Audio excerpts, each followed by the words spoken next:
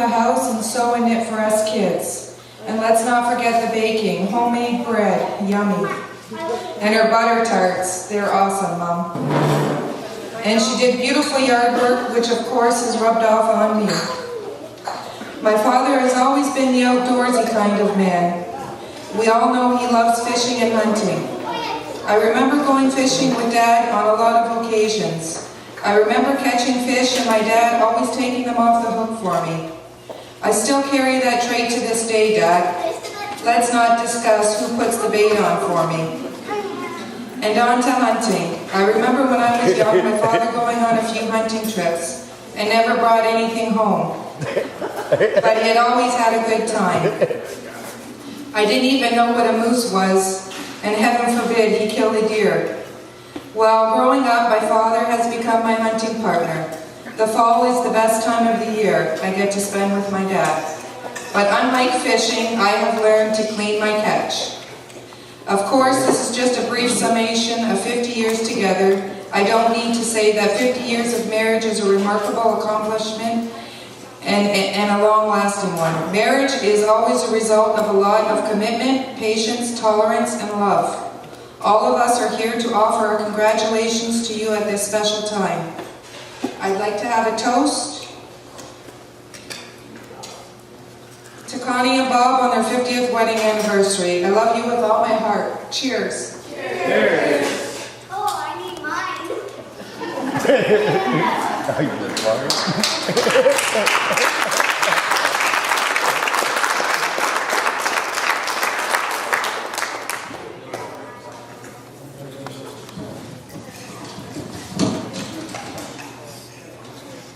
Good evening, everyone. For those of you that don't know me, I'm Dale, the grandson. I'd like to thank everybody for everything that they've done tonight. The food is amazing, the decorations are awesome as well. I'd like to thank my mom for making those great candles on the table. And I'm not usually someone who likes giving a speech in front of an audience, but on an occasion like this, which is so special and important, I could not pass up the opportunity to tell you how special these two people are to me. When I was younger, I was very fortunate to be able to spend a huge amount of time with my grandparents. I practically grew up on a grandchild's dream diet, which mainly consisted of fudgesicles, cookies, ice cream, and of course bacon and eggs.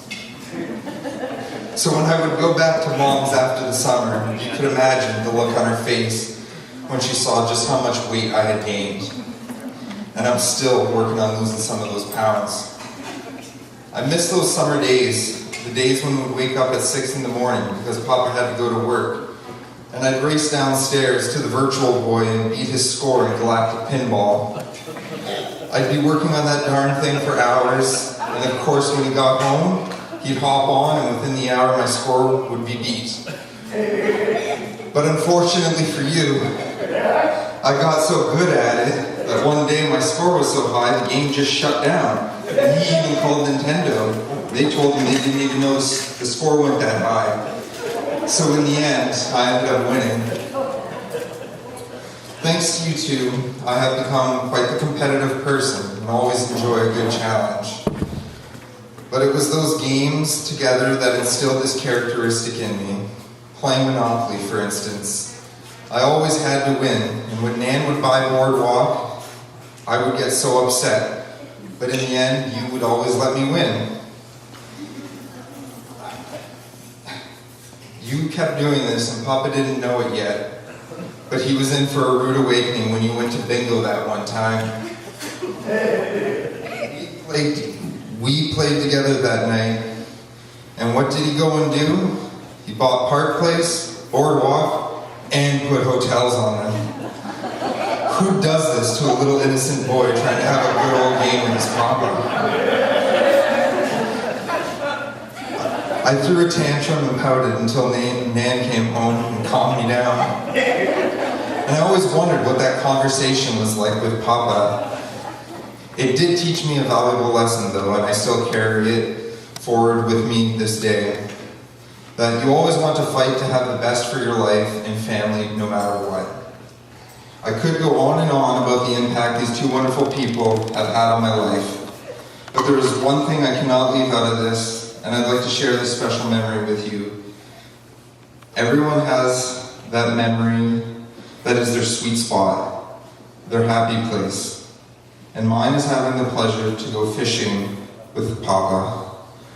Waking up at sunrise, hopping in the boat, and driving out to our favorite spot together, Pike Lake. The calmness of the water and me peering over the edge, looking at the seaweed and logs, waiting to get to our spot. Just waiting patiently together to get that fish to take back to Nan and show it off. That is my happy place. I may be older now and we don't get to do those things anymore, but believe me when I tell you, Papa, that those moments we had together are the ones that I will cherish forever. You have friends that come and go, but your family is forever, and life is too short to hold on to little issues. That was the lesson that I always knew was true from their example, and I promise right now that I will teach it to my future children as a testament to the love that my grandparents had for each other and all of us. I am resolved to be the kind of parent and grandparent to my future children and my future grandchildren that they have been. God bless you guys. I love you both so much. Nan, you're my girl, and Papa, you are my boy.